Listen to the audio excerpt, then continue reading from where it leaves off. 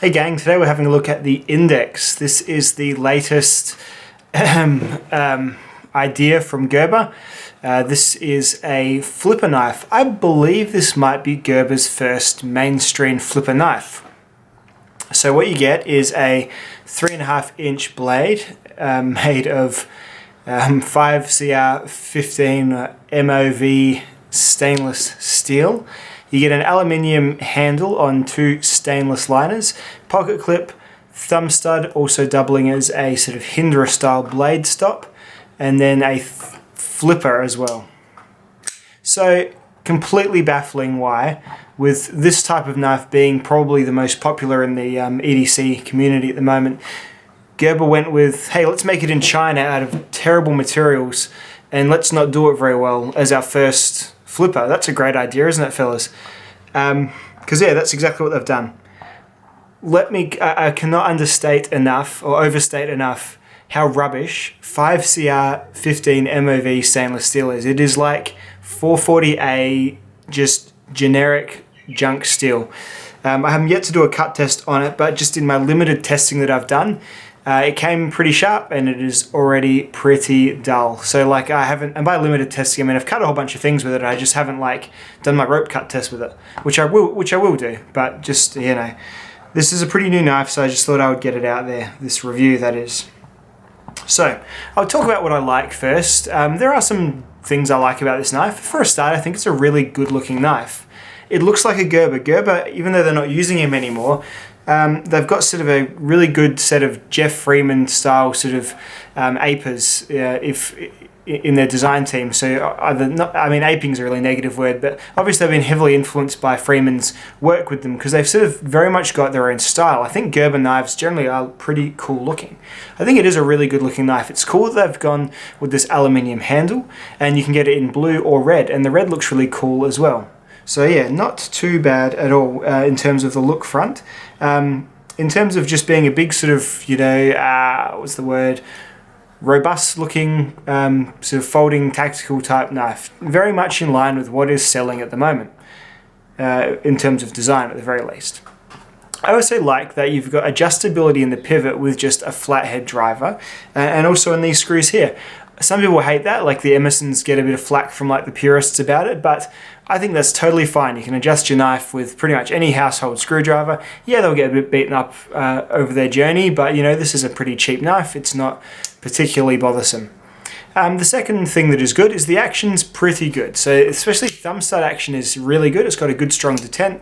No issues at all with the thumb stud. The flipper is probably about I reckon it would deploy about 70% of the time. So some tweaking, some breaking in. It started off really stiff. So when you first get this knife, the first sort of 100 or so flips probably get to about there, and then you wind it up. But it does come good, especially if you put a bit of oil on it. So yeah, the action is not too bad for a budget flipper knife. Absolutely. Nothing like what Rake are doing for about the same price, might I add, but you know, still passable. In general, the knife is pretty reasonably constructed. There's no glaring fit and finish issues. There's a bit of recurving on the blade, which is probably not intentional. But yeah, it's generally a well enough put together knife, as in there's nothing overtly wrong with it. It doesn't have, you know, blade rock either way. The centering is fine. It's like, you know, not scraping, it's not 100%, but it's not scraping the sides or anything like that. It's kind of probably maybe 60 or 60% sort of thing. Not too bad. You know, it's not horrible. It's decently put together for what it is, a fairly cheap knife. I also like the aluminium ribbing on here. It gives you a good bit of purchase while you run your flipper tab, which invariably has a bit of pull this way and push this way. So get to anchor yourself fairly well while you flip it. So it's not a terrible knife to play with and flip. So that's the good parts about the knife. It looks good and it flips okay. It is reasonably well made. Yeah, the pocket clip is somewhere in the middle. It's got, you know, a bit too much of a wide part here. It's kind of huge actually. But it's relatively plain and it blends in with your pants. I don't like how it says Gerber on it. I always just prefer no branded clips. But the bum neutral on the pocket clip is not too bad. It does its basic job. It's got okay ramping. It's deep enough. It is just a little bit wide and funny looking in my opinion. Not the end of the world though. So What do we have to say on the bad side for this knife? Well, for a start, it's rather heavy. It's handle heavy. They haven't gone and milled out the stainless steel liners at all. They're just solid stainless steel, and they're quite thick. So I guess they might be going with, integrity, or maybe that's just an extra step of the manufacturing process that they're not keen on doing. Skeletonizing these liners should actually make it quite a light knife, because the aluminium feels like it's hollowed out, and just the liners themselves about as thick as the aluminium slabs. So could definitely have either gone perhaps at least thinner on one, thinner on both, hollowed out on both. Not too bad at all. They've gone to the effort of having no backspacer really, just these standoffs. But yeah, just a bit baffling how heavy it is in hand actually, and really handle heavy too. Like it's definitely not, the point of balance is like somewhere back here. It is definitely a heavy knife for what it is. I'll put all the specs up on the screen with like a nice photo of it, just for everyone's referencing, so I don't have to read them out. But yeah, so the weight is fairly heavy, which is something that might bother the weight guys a little bit. It doesn't bother me too much. Weight isn't really a major issue. One thing I don't like is that the lock up is a bit crappy. It locks up fine, but getting the lock off, you have to push it all the way, because even if you push it like 95% of the way, the blade sticks. So it's kind of not, so you have to get it right to the edge, and even then sometimes it feels like it's really pushing past.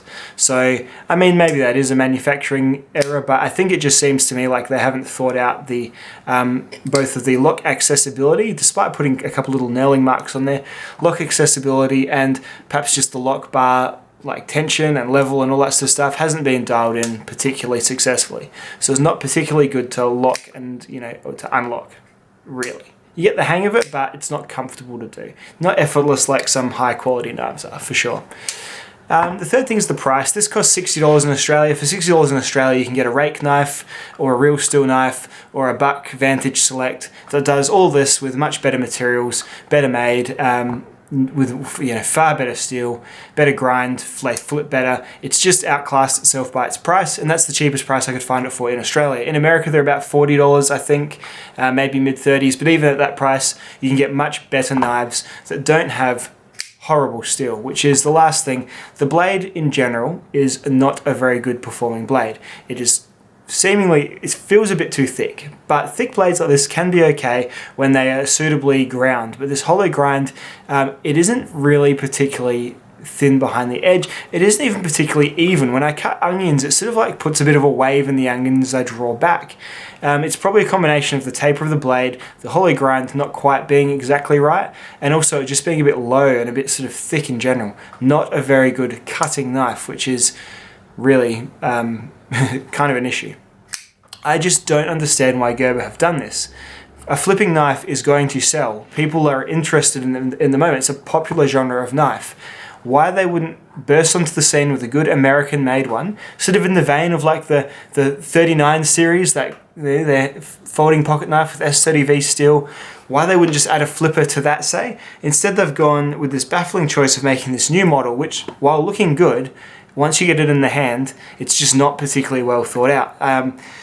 They've used some of their most horrible steel on it. Like, this is inferior to even like the 7CR that's on like their cheap survival knives. This is like the steel they put on multi-tool blades. There you go. This is the steel that'll be on the Chinese Gerber multi-tool blades. 5CR or 3CR. I think on the Gerber Crucial series, it is this steel. And I've had a Gerber Crucial, and that steel sucks.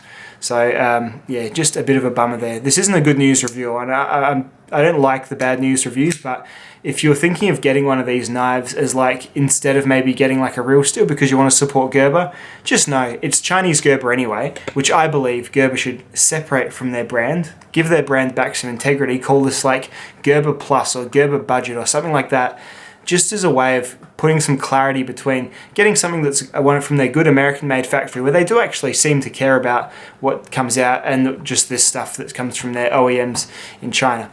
The biggest flaw of this knife though, the steel is pretty bad. The blade doesn't cut very well. When it's in hand, this flipper tab here, you can probably see that from here. It curves back towards your thumb. Unless you've got a really narrow little finger that is as narrow as my pinky back past the knuckle, this is going to dig into any part of your finger that you cut with. So usually with me, my index goes around to there, and invariably, unless you make a point of holding back here, invariably you're going to end up with pressure here, and that is just plain sharp. Like, it is not a pleasant thing to have in your hand. That's just badly designed in terms of the engineering, the ergonomic side of it. Very, very poor. So that's probably the worst thing about the knife. You know what? The cheap steel, if you're a keen sharpener, you can make it work for you. You can sort of just use it carry it for the enjoyment, cut a couple of things a month, whatever. If you're a really light user, the steel's probably not too bad, but when you get it in hand, if it's not comfortable and it isn't really enjoyable to cut with, for a combination of poor blade and poor index choil, then it's really just a wash. This is possibly the weakest product I've had this year so far. It's really disappointing because I like Gerber's designs. I like how they look. It's just the little things. It's like they see this and say, cool, stop there. And then they don't go on thinking about this area. They don't think about this area. They don't think about perhaps lightening this area. I'm not a big lightness guy, but I know a lot of you are. It's just a disappointment. Like, why would they not have made this in their American factory next to all the 39 series? Why have they done this? I don't understand. Anyway, so yeah, not a particularly good news review, I'm sorry to say, but I thought I would definitely share this while the knife is still new, just to get my opinion out there, because yeah, you could definitely do better for your money.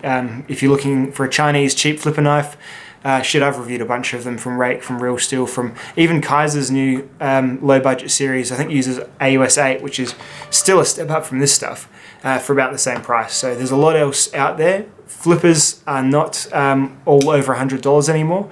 Gerber are not doing anything new or interesting by charging, 60 Australian, 35 US for it. It's just they're at the level price-wise with their competitors, but they're certainly far below quality-wise. So there you go. Sorry about that, Gerber. Sorry about that, whoever was hoping this knife would be great. I just don't think it is. So thanks for watching, dudes, and I'll see you all in the next video. Bye now.